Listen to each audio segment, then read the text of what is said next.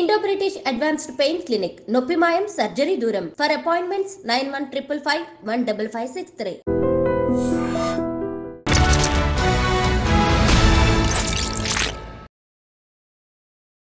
అందరికీ నమస్కారం. నేను Swaroopa Potlapalli. Welcome to iDream. చిన్న పెద్ద తేడా లేకుండా ఇప్పుడు అందరిలో అనేక రకాలైన గ్యాస్ట్రిక్ సమస్యలు వస్తున్నాయి. డాలాస్లో గ్యాస్ట్రో ఎంటరాలజిస్ట్ గా పనిచేస్తున్న శ్రీపతి కేతు గారు నాతో పాటు ఉన్నారు. ఆయనతో మాట్లాడి అసలు ఈ ప్రాబ్లమ్స్ ఎందుకు వస్తూ ఉంటాయి, వాటికి సొల్యూషన్ ఎలా ఉంటుంది, ట్రీట్మెంట్ ఎలా తీసుకోవాలి, ఇలా అనేక విషయాలు డాక్టర్ గారిని అడిగి తెలుసుకుందాం. సార్ నమస్తే. నమస్తే అండి. గ్యాస్ట్రో ఎంటరాలజీలో మీకు ఎన్నో రికార్డ్స్ ఉన్నాయి సార్. అసలు ఈ గ్యాస్ట్రిక్ ప్రాబ్లం అనే దానికి సిమ్టమ్స్ ఎలా ఉంటాయి? గ్యాస్ట్రిక్ ప్రాబ్లం అంటే మనము ఫస్ట్ చాలామంది నాకు గ్యాస్ట్రిక్ ప్రాబ్లం ఉందంటారు.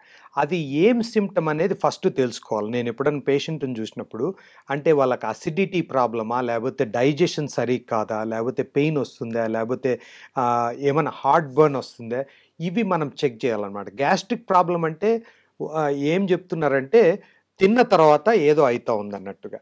అది ఏమనేది ప్రాపర్గా కనుక్కొని దాన్ని బట్టి ట్రీట్మెంట్ ఉంటుందన్నమాట. ఇప్పుడు కామన్గా గ్యాస్ట్రిక్ ప్రాబ్లం ఏమంటే యాసిడ్ రిఫ్లక్స్ వల్ల గ్యాస్ట్రిక్ ప్రాబ్లం అంటారు. అదేమవుతుంది, మనకు స్టమక్లో యాసిడ్ ప్రొడ్యూస్ అవుతుంది. అది మనకు ఫుడ్ని డైజెస్ట్ చేయడానికి ఉపయోగపడుతుంది.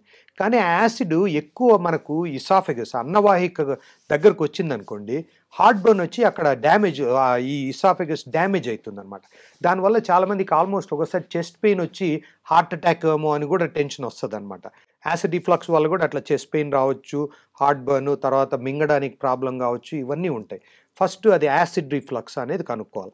యాసిడ్ రిఫ్లక్స్ అయితే ఎట్లాంటి ఫుడ్ తీసుకోవాలో అది రికమెండ్ చేస్తాం. ఒకసారి ఎండాస్కోపీ అని ఒకటి చేసి ఏమైనా డ్యామేజ్ ఉందా ఇదంతా చూస్తాం. అదొకటి. తర్వాత రెండోది గ్యాస్ట్రిక్ ప్రాబ్లం అంటే చాలామందికి కడుపులో మంట, కడుపులో నొప్పి ఉండడము, తిన్నా తినకపోయినా ఉంటుంది.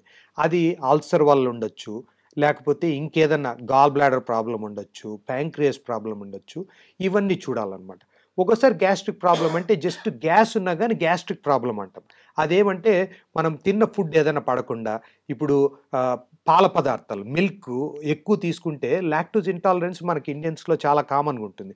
దానివల్ల కూడా కొంచెము అది కొంచెం అన్కంఫర్టబుల్గా ఫీల్ అయితే దానికి కూడా గ్యాస్ట్రిక్ ప్రాబ్లం అంటారు.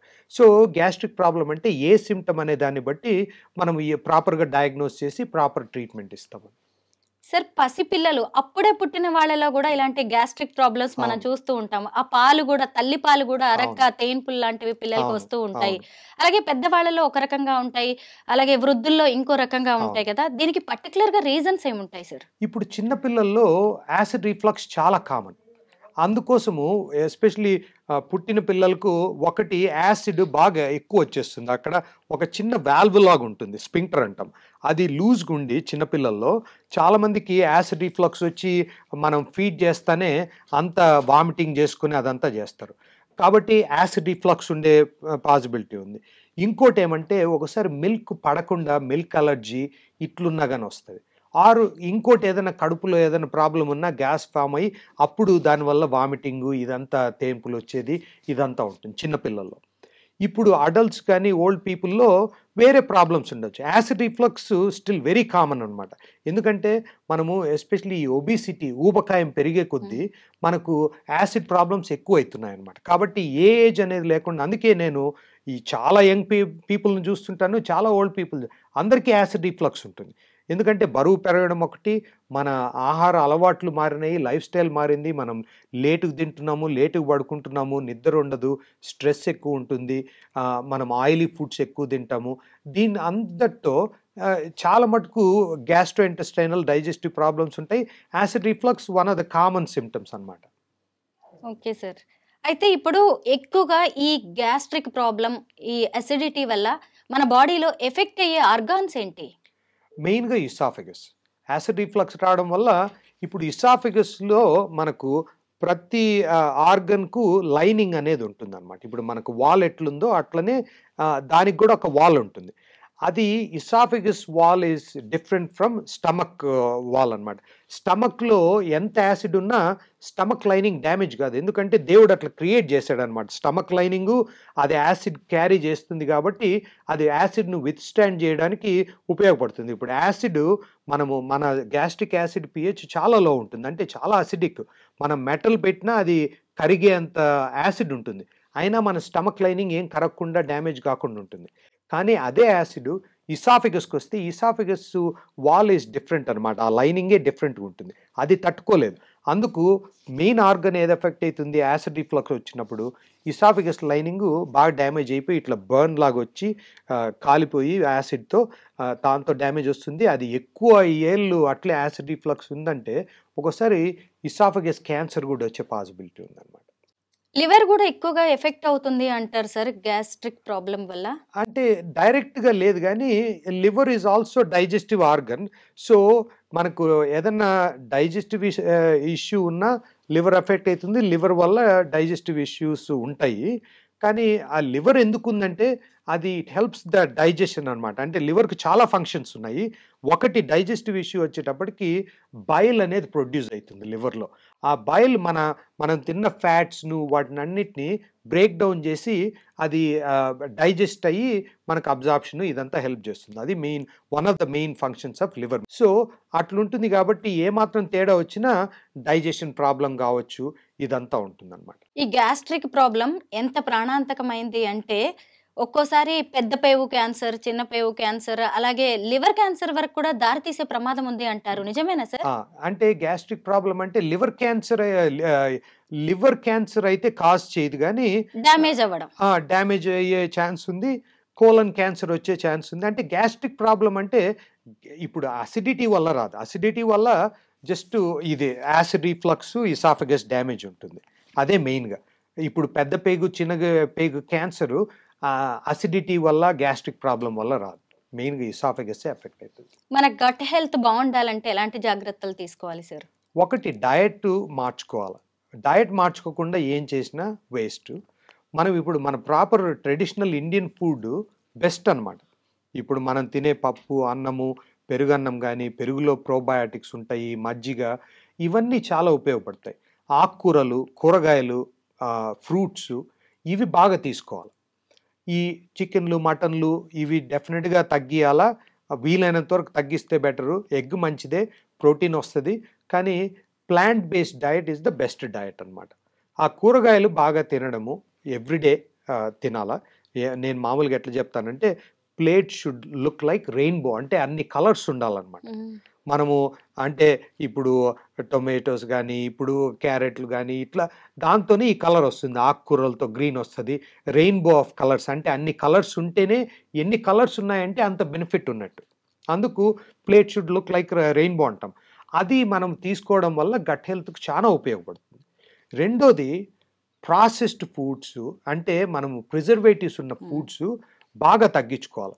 ఇప్పుడు మనము మ్యాగీ నూడిల్స్ ఉంటాయి, లేకపోతే బ్రెడ్ కేకో ఉంటుంది, ఐస్ క్రీమ్ ఉంటాయి, ఇవన్నీ హైలీ ప్రాసెస్డ్ అనమాట. దాంట్లో చాలా ప్రిజర్వేటివ్స్ ఇవన్నీ ఉంటాయి.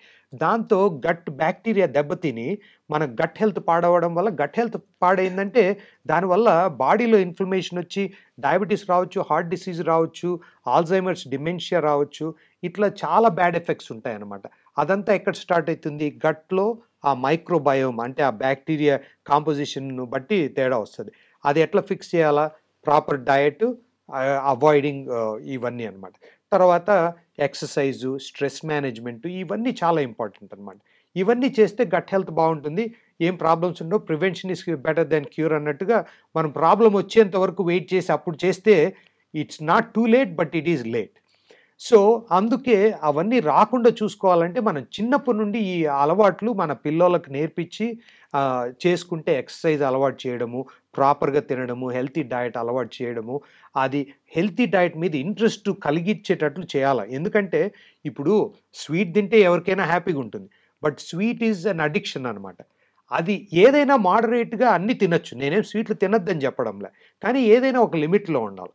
రోజు స్వీట్లు తిని ఫైబరు, వెజిటబుల్స్ తినలేదనుకోండి, అది ఇట్స్ వెరీ బ్యాడ్. బట్ రోజు హెల్తీగా తింటే ఎప్పుడో స్వీట్, ఐస్ క్రీమో తింటే అదేం ప్రాబ్లంలే.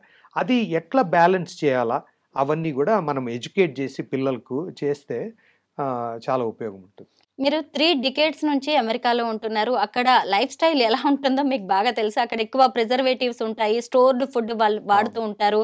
కానీ మన ఇండియాకొచ్చేసరికి మన లైఫ్ స్టైల్ కూడా అంతా మారిపోయింది సార్. మారిపోయింది. ఇప్పుడు అవును. ఈవెన్ విలేజెస్‌లో కూడా కనీసం ఇంట్లో గేదె పాలు, ఆవు పాలు ఉండట్లే. అందరూ ప్యాకేజ్డ్ ప్యాకెట్ పాలు. ఆ పాలే వాడుతున్నారసలు. అవును. అవును. అయితే ఇక మీదటైనా ఇలాంటి ప్రాబ్లమ్స్ వస్తున్నాయి. ఇంకా వీటిని తీసేయాలి మనం కొత్తవి అని కూడా ఇప్పుడు ఈ జనరేషన్‌కి మీరేం చెప్తారు?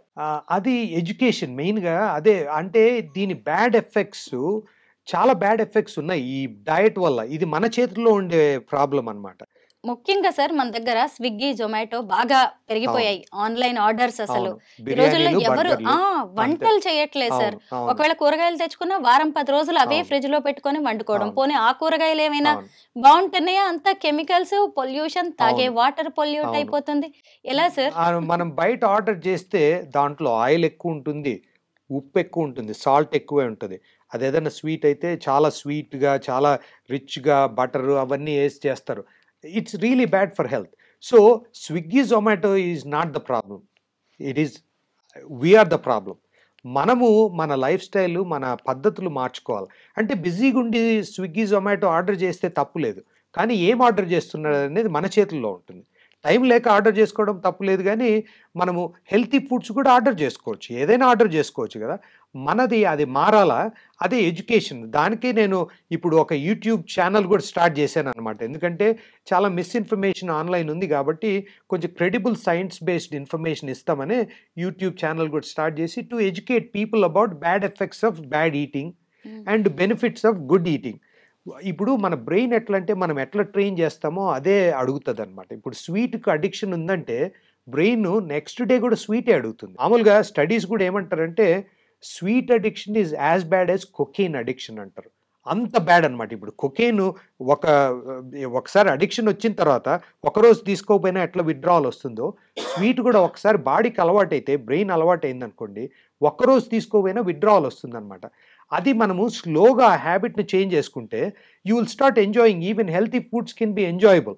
కానీ అది గ్రాడ్యువల్‌గా చేంజ్ చేయాలి. ఇప్పుడు స్వీట్ ఒక్కటే మనకు ఎంజాయ్‌మెంట్ ఉండదు.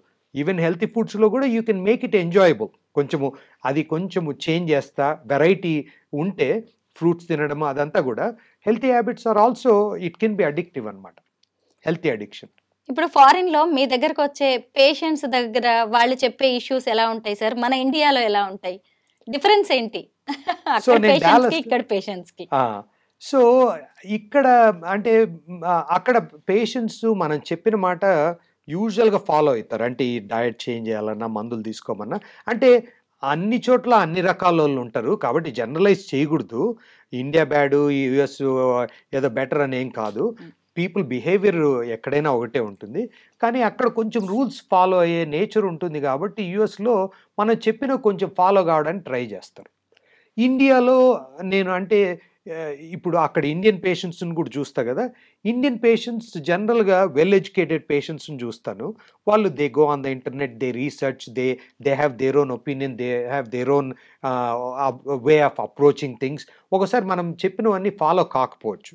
ఆరు మనం ఏదన్నా ఒకటి చెప్తే ఇంకో మాట చెప్పు అన్నట్టుగా ఉంటుందన్నమాట. అంటే ఇంకేం చేయొచ్చు. అమెరికన్స్ ఎట్లంటే కొంచెము ఏంటే క్వెషన్ చేయకుండా ఫాలో అయితారు జనరల్‌గా. అన్‌లెస్ ఏదైనా కొంచెం ఆడ్‌గా అనిపిస్తే తప్ప యూజువల్ క్వెషన్ చేయరు. అది డిఫరెన్స్. బట్ మెయిన్‌గా ఎక్కడైనా మనము టైమ్ స్పెండ్ చేయాలి. ఇక్కడ ఇండియాలో ఒక ప్రాబ్లమ్ ఏమంటే పేషెంట్ ప్రాబ్లమ్ కంటే డాక్టర్ ప్రాబ్లమ్ కూడా ఉంది. డాక్టర్ ఎక్కువ టైమ్ స్పెండ్ చేయరు. 2, 3 మినిట్సే స్పెండ్ చేస్తారు. అందుకు వాళ్ళకు బ్రెయిన్‌లో అది అతుక్కోదు. మనం ఏదైనా చెప్తే ఎందుకంటే doctor they don't have any time here. So, అందుకు చూస్తానే మందులు రాసిచ్చి పంపించేస్తారు. ఎందుకంటే టైం లేదు. అవి డాక్టరు మనకు ఇట్లా లైఫ్ స్టైల్ చేంజ్ చేయాలా, ఎక్సర్సైజ్ చేయాలా, కొంచెం టైం స్పెండ్ చేసి చెప్పడం వల్ల యూఎస్‌లో ఎందుకు ఫాలో అవుతారంటే అదేదో అదే చెప్పినట్టు అమెరికన్స్ బెటర్ అని కాదు. నేను చూసే పేషెంట్లు 99% అమెరికన్సే. కానీ అక్కడ మోర్ టైమ్ స్పెండ్ చేస్తాం కాబట్టి వాళ్ళు ఫాలో అయ్యే ఛాన్స్ కూడా ఎక్కువ ఉంటుందన్నమాట. ఈ గ్యాస్ట్రిక్ అసిడిటీ ప్రాబ్లమ్స్ అనేవి మనం తినే ఫుడ్ వల్ల ఎక్కువగా వస్తూ ఉంటాయి. డెఫినెట్గా ఇంతకుముందు మన ఇంట్లో ఎవరికైనా కడుపు నొప్పి వచ్చిందన్నా, కడుపు ఉబ్బరంగా ఉందన్నా మన పెద్దవాళ్ళు వాము తీసుకోండి, ఇంగువ అవును మింగండి అని చెప్పేవాళ్ళు. అవును అంటే అవును మన వంటిల్లే ఒక పెద్ద ప్రయోగశాల. అవును అదే కరెక్ట్ పెద్ద హాస్పిటల్ కూడా మన ఇంట్లో కరెక్ట్ మనకే. యా ఇంకా ఏం చేయొచ్చు అంటే సార్ మన వంటగది నుంచి, మన ఇంట్లోంచే వంటింటి చిట్కాలు ఏముంటాయి? అవును. అది యాక్చువల్‌గా మీరు చెప్పింది మంచి point. It's called food as medicine అంటాం. అంటే మనం ప్రాపర్‌గా ఫుడ్ తీసుకోవడం వల్ల మెడిసిన్ తీసుకునే అవసరం రాదనమాట. మనకిప్పుడు అందుకే pantry is our best bet అనమాట. మన కిచెన్‌లోనే అన్ని యూజ్‌ఫుల్ ఫుడ్స్ అన్నీ ఉన్నాయి. మనం ఐడెంటిఫై చేసి అవి ప్రాపర్‌గా యూజ్ చేస్తే ఇప్పుడు మన ట్రెడిషనల్ ఇండియన్ ఫుడ్డే ఉంది. మనము ప్రాపర్‌గా ఇప్పుడు ఏదో కూరలు, పప్పు గాని, సాంబార్ గాని ఇవన్నీ చాలా బెనిఫిట్స్ ఉన్నాయి. సో, అవి ప్రాపర్‌గా చేసుకోకుండా మనం ఎక్కువ ఆయిలీ ఫుడ్స్ అవి తీసుకోవడం వల్ల గ్యాస్ట్రిక్ ప్రాబ్లమ్, యాసిడ్ రిఫ్లక్స్ అది అనుకున్నాం గదా! ఎక్కువ ఫ్యాట్ ఉంటే యాసిడ్ రిఫ్లక్స్ వస్తది. షుగర్ ఎక్కువైనా యాసిడ్ రిఫ్లక్స్ వస్తది. ఇప్పుడు చాక్లెట్ గాని, స్వీట్స్ ఎక్కువ తిన్నా వస్తది. లేకపోతే ఒబీస్‌గా ఊబకాయం ఉన్నా గాని యాసిడ్ రిఫ్లక్స్ వస్తది. సో, బరువు తగ్గి ప్రాపర్‌గా తింటే చాలా మటుకు గ్యాస్ట్రిక్ ప్రాబ్లమ్స్ తగ్గుతాయి. ఫైనల్‌గా ఒక్క క్వెషన్ సార్. కొన్ని ట్రీట్మెంట్స్ కావచ్చు, లేదు అంటే కొన్నిటికి సంబంధించి స్టెరాయిడ్స్ ఇచ్చినప్పుడు, పెయిన్ కిల్లర్స్ ఇచ్చినప్పుడు అవును. వాటి వల్ల కూడా ఈ గ్యాస్ట్రిక్ ప్రాబ్లమ్ వస్తూ చాలా. ఉంటది. అవును. కరెక్టే. డాక్టర్స్‌కి ఇది తెలుసు. అయినా గాని ఎందుకు అవి వాడుతూ ఉంటారు? పేషెంట్స్‌కి ప్రిస్క్రైబ్ చేస్తుంటారు. ఎందుకంటే అది పేషెంట్ ఫాల్ట్, డాక్టర్ ఫాల్ట్. ఎందుకంటే పేషెంటు ఏదైనా కొంచెం దగ్గొచ్చి, కొంచెం ఫీవర్ వస్తే డాక్టర్ దగ్గరికి పోతే, డాక్టర్ అది వైరస్ ఉండొచ్చు, దానికి యాంటీబయాటిక్ అవసరం లేకపోయినా, డాక్టర్ ఏం పర్లేదులే ఓ 2 రోజుల్లో తగ్గిపోతుందని పంపిస్తే, patient will not be satisfied. అంత డబ్బులు కట్టి పేషెంట్ కన్సల్టేషన్ అంతా పెట్టి, ఏం అవసరం లేదు ఓ 2 రోజులు వెయిట్ చేయమంటే patient will not be happy. పేషెంటే ఎక్స్‌పెక్ట్ చేస్తారు ఏదో ఒక ప్రిస్క్రిప్షన్. డాక్టర్ ఏమి ప్రిస్క్రిప్షన్ ఇవ్వాల్సొస్తది. సో, డాక్టర్ గూడా యాంటీబయాటిక్కో ఏదో ఒకటి రాస్తారు. యాంటీబయాటిక్‌తో ఎన్నో నష్టాలున్నాయి. చాలా మటుకు ఇన్ఫెక్షన్‌లు, వైరల్ ఇన్ఫెక్షన్స్ ఉంటాయి. యాంటీబయాటిక్ దానికి అవసరం లేదు, పని చేయదు. అది యాంటీబయాటిక్ అనేది బ్యాక్టీరియల్ ఇన్ఫెక్షన్ ఉంటే పనిచేస్తుంది. వైరస్ ఉంటే పని చేయదు. ఇప్పుడు మనకున్న వైరల్ ఇన్ఫెక్షన్‌లకు గూడా కొంచెం సోర్ థ్రోటో, కొంచెం కాఫో, జలుబో ఏదో చేస్తే డాక్టర్ దగ్గరికెళ్తే పేషెంట్ ఎక్స్‌పెక్ట్ చేస్తారు కాబట్టి డాక్టర్ గూడా ఇస్తాడు. డాక్టరు వద్దని కన్విన్స్ చేయొచ్చు. బట్ డాక్టర్‌కు ఈజీ థింగ్ ఏమి? కన్విన్స్ చేయడానికి 5 మినిట్స్ పడుతుంది. ప్రిస్క్రిప్షన్ రాయడానికి 1 మినిట్ పడతది. ఏది బెస్టు? ప్రిస్క్రిప్షన్ రాసి పంపించేస్తారు. తొందరగా అయిపోతుంది అది. యాంటీబయాటిక్ తీసుకోవడం వల్ల there are so many bad effects. ఇప్పుడు మనం గట్ మైక్రోబయోమ్ ఇది మాట్లాడుతుంటాము. ఇది good bacteria, bad bacteria. It not only kills the bad bacteria, good బ్యాక్టీరియాని కూడా కిల్ చేస్తుంది. ఒక కోర్స్ 10 డేస్ యాంటీబయాటిక్ ఏసుకుంటే 1 ఇయర్ వరకు తేడా ఉంటుందన్నమాట గట్ మైక్రోబయోమ్. సో, అదొకటి. స్టెరాయిడ్స్ మీరు చెప్పినట్టు స్టెరాయిడ్ కూడా చాలా డ్యామేజ్, లైనింగ్ డ్యామేజ్ చేస్తది, మైక్రోబయోమ్ డ్యామేజ్ చేస్తది, వెయిట్ గెయిన్ అయ్యే ఛాన్స్ ఉంది.